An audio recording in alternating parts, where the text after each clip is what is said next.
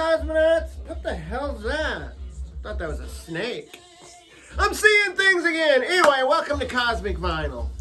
I'm Cosmic Brian, your far out friend. I'm so glad to be here today. I'm pumped for this video. Man, it's taken me a while to get back into the groove, you know what I'm saying? And I think one of the reasons is because we're bringing this thing back home, baby. We're going back to the psychedelic realm of music. And God, I just needed that, that short break, and now I'm diving back in with the vim and vigor. But anyway, here's what we're opening up with, this Milkwood Tapestry. Kind of a cool record. I'll probably show that in another segment of this video. This song that we're opening up with was perfect for an intro, but it does get a little mushy. Some of the songs are a little mushy, but there's a couple, 2 or 3 good ones on there though. And then I did show you my start seeing UFOs. Got that at a weirdo fest downtown on Cherokee Ave. God, I love Cherokee. It's got some great shops down there. A couple record stores too. So, all right. So I have been wanting to do this video. I think I mentioned it a couple weeks ago. Here's what I'm talking about. Are you ready to go to sleep now? Just lay your head on your pillow, little cosmonauts. I'll read you a story.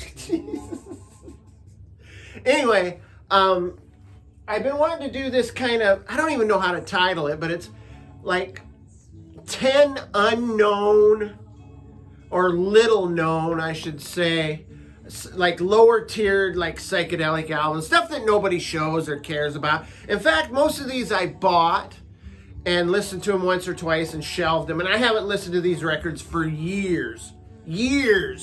So I said, you know what, let's bust some of that stuff out. And I listened to some of them today, and I was blown away. I'd forgotten how good some of this stuff is. So I want to share that shit with you, and I got a nice little wax stack here. My wax runneth over. Jesus. And I'll do some needle drops on like maybe half of them, just because it takes too long to do them for all of them. But yeah, so let's jump right into this, man. So glad you're here though, man.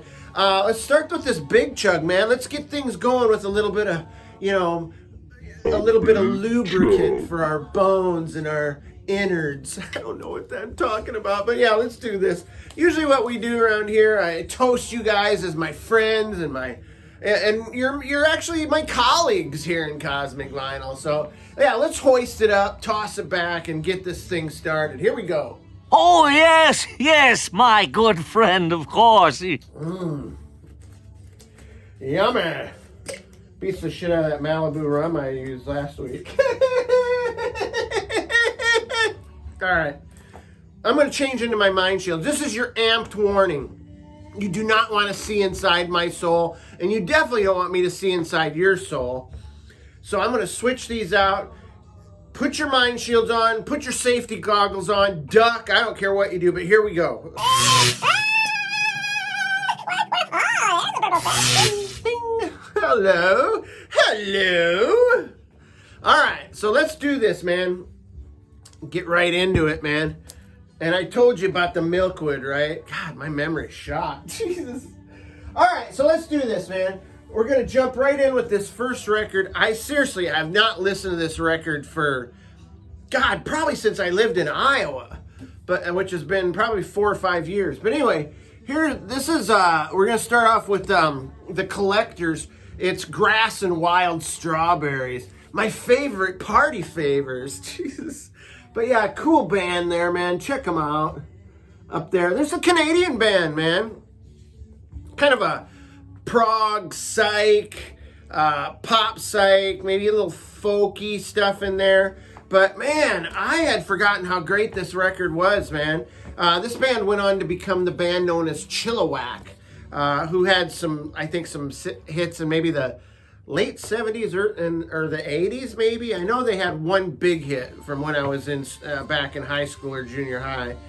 But this is kind of a cool album. It was written to be part of a stage production, a stage play And it was written by this cat named George, I think it's Ryga, R-Y-G-A. He wrote the lyrics to the songs. And then, of course, the collectors arranged the music and then performed the songs.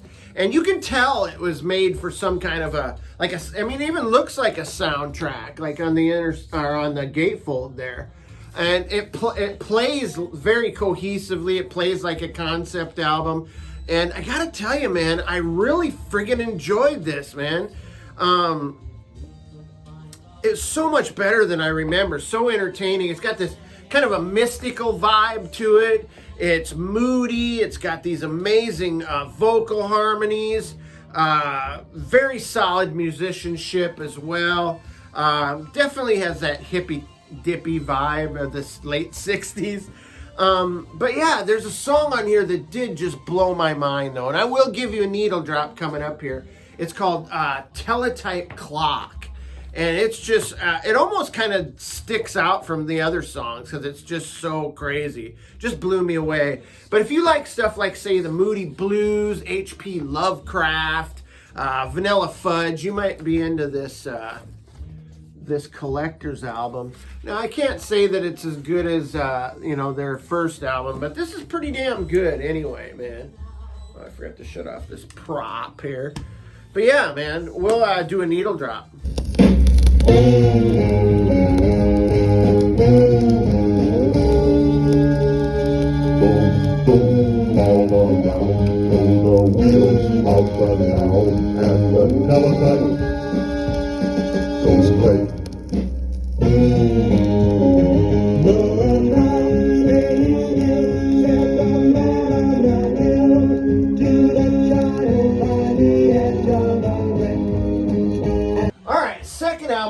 I got from Psychedelic at least probably 3 years ago, maybe, I don't know. I had actually found it at a record shop, and then when I figured out what it was and went back to get it, it was gone. The story of my life, the regret stories are many. But yeah, Psychedelic hooked me up with this. This is called In the Beginning by Genesis. Definitely not any connection to the UK Genesis prog band. But this is pretty good too, man. I forgot again how good this was. Released in '68, Mercury Records, Los Angeles band. It's like psych rock, and it's a nice, let's just say it's a nice mix of like heavy psych, acid rock, a little bit of folk psych. You've got a male and female vocals on there. But yeah, I love the font. I kind of love the dimly lit atmosphere there. It's fucking cool. Band looks great. And then this back cover, it's kind of like kind of rough, like cardboard. And, where most of the stuff would be black and white, this has kind of red. And the other thing I noticed its color is this guy sparking up his joint right there, man. Getting lit up. Love it, man. He's taking a pretty nice tug off of it, too, by the looks of things. God, one would think I might have partook before this video. But anyway, it's lots of great fuzzy guitar leads on this, man. Melodic songwriting. This definitely has that West Coast psych, like San Francisco vibe to it. And the main songwriter for the band and the guitarist, who is great, by the way, I think his name is Jack Tana. It's 2 T's right in a row. Why would anybody put 2 T's in a row? But I think it's Tana. But he played before in Fender 4, and which became the Sons of Adam, which also had Randy Holden, probably famous for his solo stuff and his stuff with Blue Cheer. But yeah, just thought I'd make mention of that too. But yeah, this is great, man. It has some killer tracks on it. If you guys want to stream some stuff, I'll put a needle drop in, but check out Angeline, What's It All About?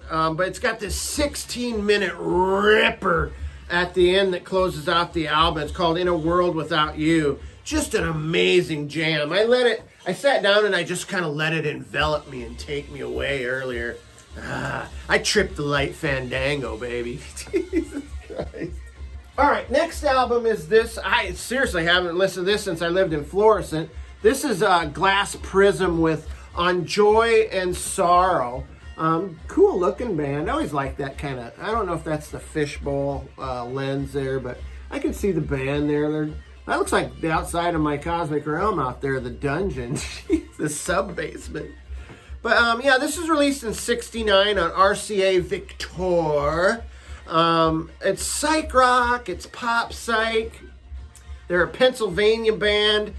Starts off with some killer organ, which I just love. It's just, and the song is called She's Too Much, Lay Your Body Down, where the lyrics are about this guy kills his chick, right? And his buddy is like, dude, you gotta get the hell out of here, man. They're gonna hang you. Jesus. I don't know, I wonder which one of these guys is the killing type. They look like dandies, so I doubt if any of them. But this album is listed as like a pop psych album. But man, there are some cool songs on here with plenty of fuzzed out guitars, and man, I love the rhythm, or as the Rastaman call it, the rhythm man, the rhythm. Jesus. But yeah, just more sorrow than joy on this, but that makes it more mysterious.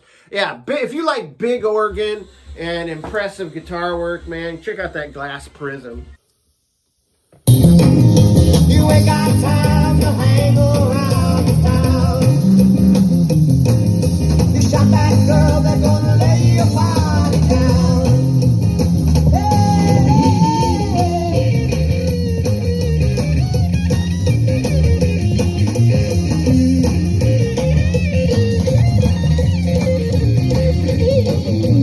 Next LP is this oops, I grabbed two albums. Is this Kangaroo album. Yeah, man. I love that look. I love the girl's look, man. She's got that, you know, that must have been kind of a popular look back then with the dark hair and the bangs. Gosh, she's beautiful, though. But anyway, this is Kangaroo's self-titled album, released in 1968 on MGM Records, which you guys know how I feel about the MGM inner sleeve, the colorful vibe. Love it. But this is a Boston band. What do we call it? Boss Town sound, I guess. It features Barbara Keith on vocals, and there's also some male vocals on here too. But this thing pops right out of the gate with a great pop psych song, Such a Long Time. But the first thing that grabs me about this is just the upbeatness of the psychedelia on this record. And the thing that really grabs me by the sack is the friggin' guitarist, man. He is absolutely killer, man. Such cool hooks and riffs, man. His name is Ted Spellies, I guess. I think, and he kind of reminds me of Leslie West, like early Leslie West from Mountain, which is wild because the drummer for this band, N.D. Smart, played on Leslie West's album Mountain, which is kind of a twisted circle, right? But yeah, and I love Miss Keith's vocals. Like I said, the vocals are beautiful. She's beautiful. Fantastic, man. Some stuff sounds a little Beatle-ish, but yeah, and it hits on a lot of genres. Hits on garage, psych, sunshine pop, even a bit of like folk and country rock, maybe a little bit. But yeah, I dig that album too. So we're going from kangaroos to koalas. It's like we're in the outback of the friggin' Australia. But this is called the Koala self-titled album. Cool Psych cover there. Back cover's pretty psychedelic too. So this band, I don't get this, man. They were promoted as an Australian band, right? And the name Koala, the whole thing. But they are not an Australian band. They were actually from New York City, Brooklyn, by the way. And they weren't the first to do that either, man. The Strangeloves also did that. And they too were from New York City, right? Why bother? Is there something that's not cool about New York City? Or are they trying to be exotic by, saying they're from Australia or whatever? I don't get it, but it is pretty awesome. I will say that, man. Some guitar-driven rock here, man. It's like the singer definitely has that snotty garage punk, and very much in New York City, like punk vocal styling. In fact, it kind of reminds me of the later 70s singers, you know, for punk bands and stuff, man.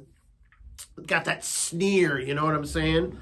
But man, if I have one issue with this record, it's that it's a little too high, like it's tinny almost. It's got a shrill to it.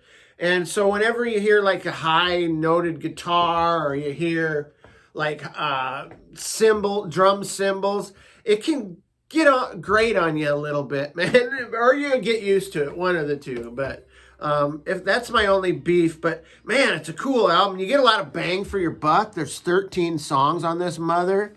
But yeah, man, plenty of guitar distortion on this, which, you know, I love that stuff. I get kind of a maybe an Aftermath era Rolling Stones vibe, maybe. But yeah, I'll give you there's a picture there of the band. Sorry about the glare. It's kind of glossy. But yeah, this is killer, man. Definitely check it out.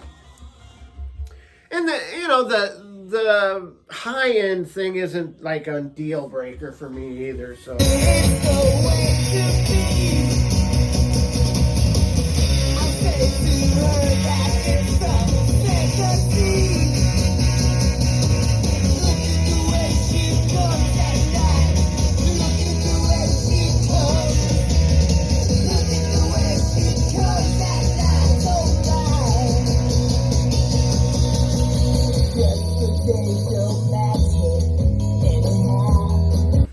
This next record, again, haven't listened to for a while. This is Mashmakhan, or is it Macan? It's got that H after the K, like Khan.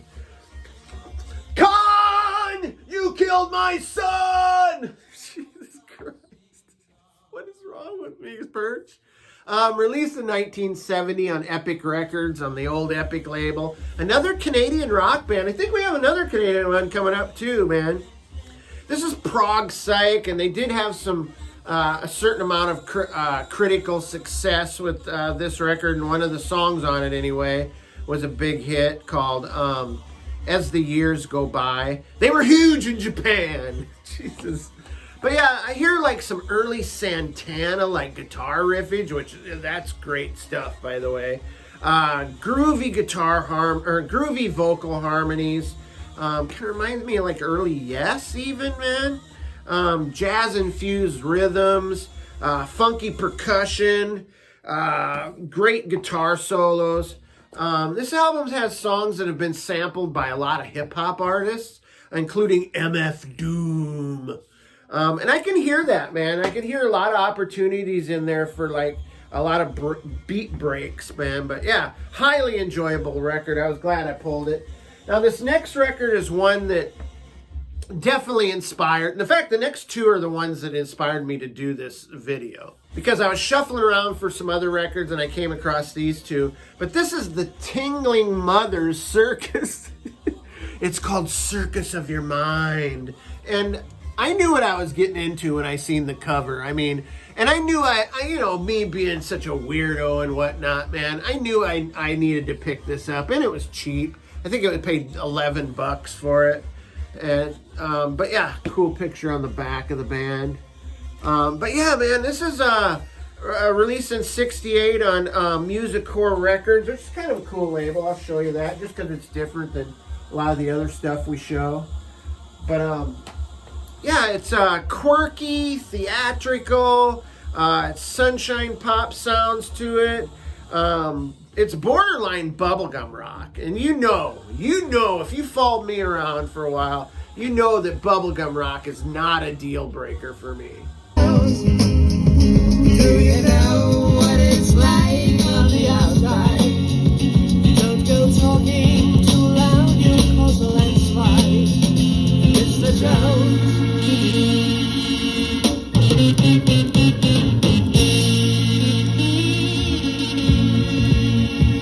I keep straining my ears to hear a sound, like there's someone digging underground. But yeah, I love this, man. It's pop psych. But I seen it described as an interesting mess, and I'd say that's pretty spot on description. But man, I kind of like this, man. It's a short record, which I'm sure some people listening to it would be thankful for that. I'm not one of them. But yeah, it's so zany, and it has but it does have some fuzzy guitars and some great organ.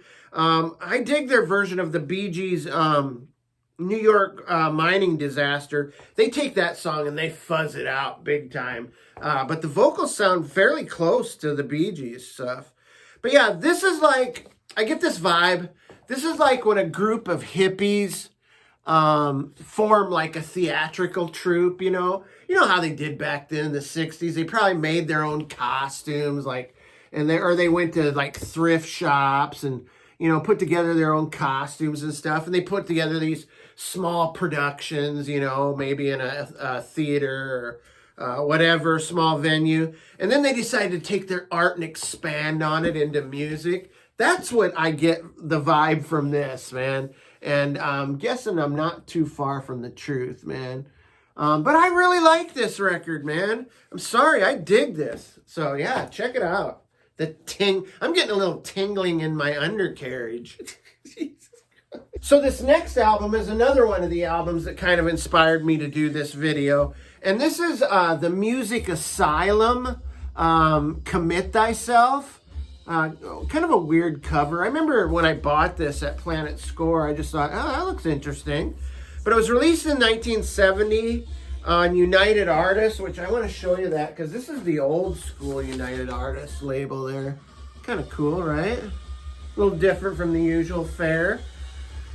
It's avant-garde, it's experimental, it's psych jazz, it's prog. I definitely hear the prog that like they could have been more prog band, or but it's got long experimental jams, and then it's got these like shorter eclectic psych songs. But I get this vibe that these guys were like super intelligent, and they kind of knew music as well, so they wanted to tweak the music and try something to put their knowledge to music, and they came up with this. And I think a lot of those prog bands were probably pretty smart guys, man. You know what I mean? Technically. But there's some good ideas here, and I think they're pretty well executed. There's the couple more of the guys in the band. I didn't show you. There's another guy in the back. Holy shit, is that Sam Kinison? What is wrong with me? But yeah, this they do incorporate some like West Coast psych vibes into this. I feel like if this band would have been allowed by United Artists to kind of develop, you know, just go through a time of development, maybe tweak their sound and go out on the road and whatever, and just kind of develop how they could have been, I think, a commercially viable progressive rock band. I hear that in here.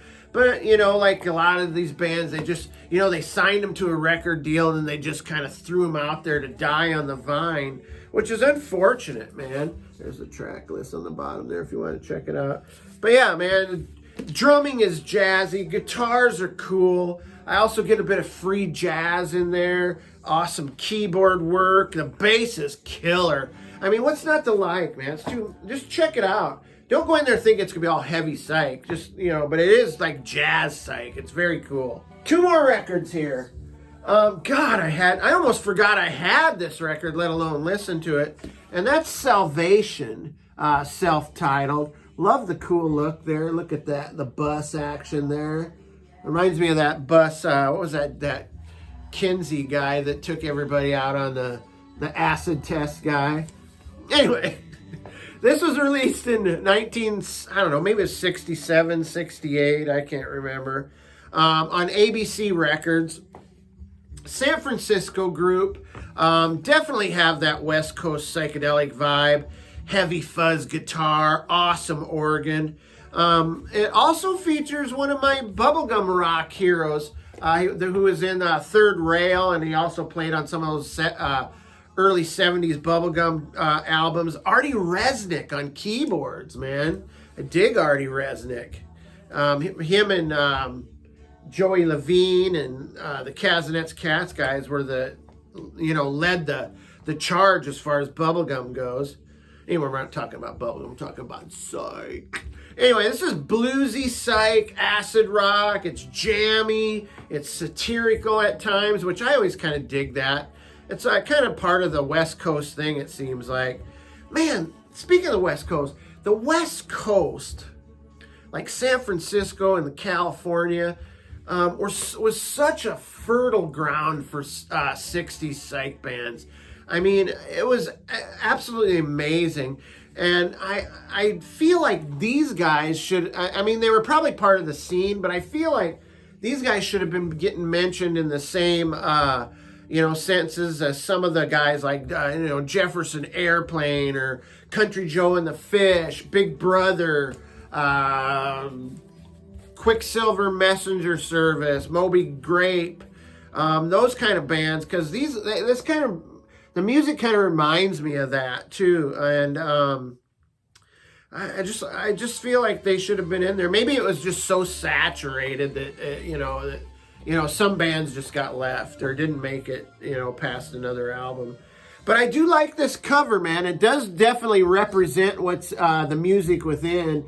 I mean, you've got your nice hot California sun and desert there. You got your magic bus and your colorful hippies. It's definitely that kind of album. There's the gate there. Try and give you as much as I can. But yeah, I really like that, man. I think I seen Vinyl Richie show that record a while back. Maybe it wasn't him. I don't know. He'll have to tell me. All right, last record. Man, we got to get moving. What the hell? Where is it? Oh, here it is. I flaked out. And this is Time. And the album is called Smooth Ball. That's for all you manscapers out there. Good God.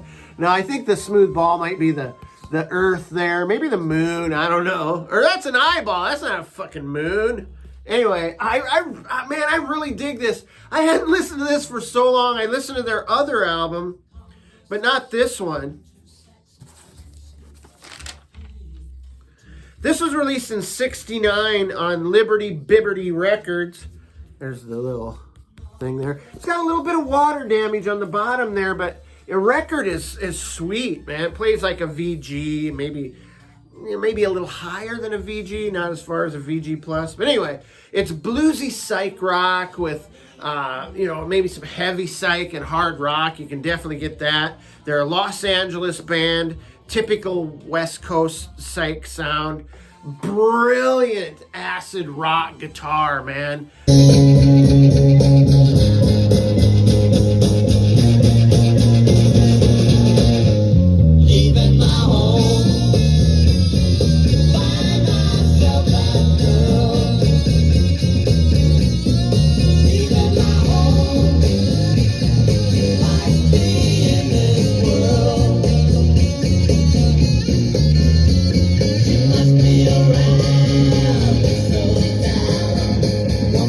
Like I said, blazing guitar, grooves galore, cool vocals, high doses of psychedelic flavor. That's right, you can taste the sound and the colors. Jesus. But, man, I can't believe I let this thing sit on the shelf for so long without, giving it a listen occasionally. Look at that. It's definitely psychedelic. But yeah, I like this better than their other album. Oh, by the way, it closes out with this great song called Time. Time is an acronym. It's Trust in Men Everywhere. Is that sage advice? I don't know. Probably not. I don't think I'd tell my wife that.